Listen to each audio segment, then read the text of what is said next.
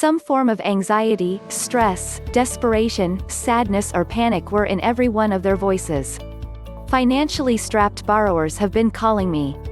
Text messages, letters, emails and phone calls are coming from their mortgage servicers. The messages conveyed their COVID-19 mortgage payment forbearance is ending soon. So, what is your plan, Stan? If your CARES Act forbearance started with your April 2020 payment, it ends with your March 2021 payment.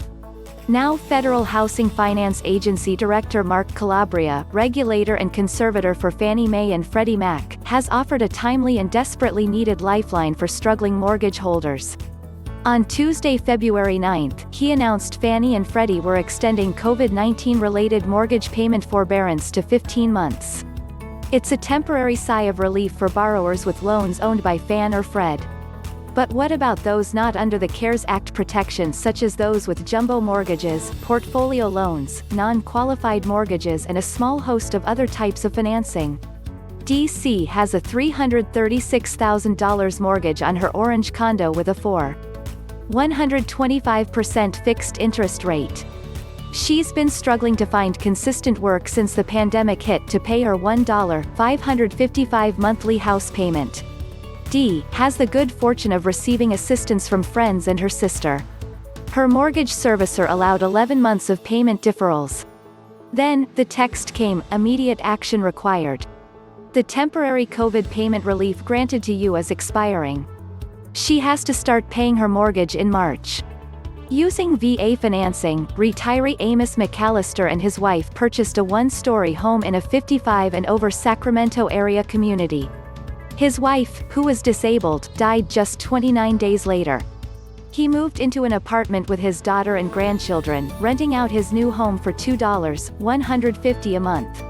But his tenant has paid just $500 in rent since April, protected by the state's eviction moratoriums.